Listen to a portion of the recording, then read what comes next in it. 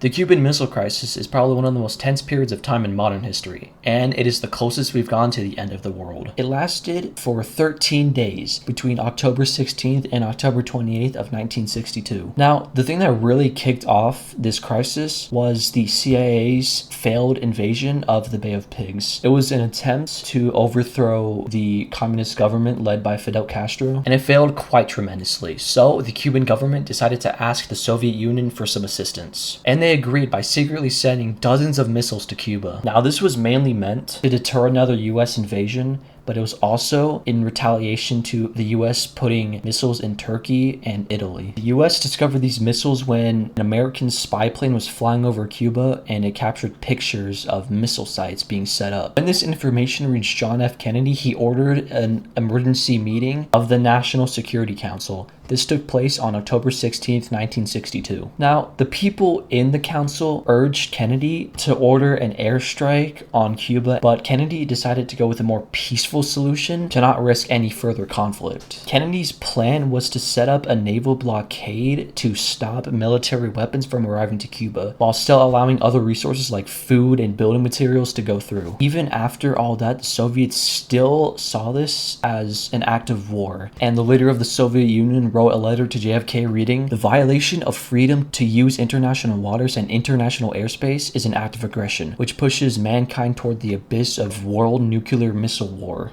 On October 28th, an American spy plane was shot down by a Soviet missile. On the same day, a Soviet submarine was accidentally hit by a depth charge released by the US Navy, which was meant to signal the submarine to come to the surface. Due to the submarine being at a very low depth, they weren't able to communicate with the US naval ship. Due to the lack of communication, the Soviets in the submarine thought they were under attack. Due to this misinterpretation, the occupants of the vessel prepared to launch a nuclear torpedo. But to launch this torpedo, it had to be greenlit by 3 officers. The captain and the political officer of the ship both greenlit the launch of the torpedo, but one man, Vasil Arkhipov, refused. If it weren't for him, it's very likely that you and me wouldn't even be here right now. And all the tensions and how seriously close we came to war, the doomsday clock was set just 1 minute to midnight, the closest it's ever been in history. Meanwhile, in Washington, D.C., Attorney General Robert Kennedy met with Soviet Ambassador Anatoly Dobrinin. Their goal was to negotiate a solution to the crisis, and eventually, terms were agreed upon. The US promised to remove their missiles from Turkey and Italy, while also ensuring that they would never invade Cuba. On the other hand, the Soviets agreed to leave Cuba and remove their missiles, under guidance from the UN.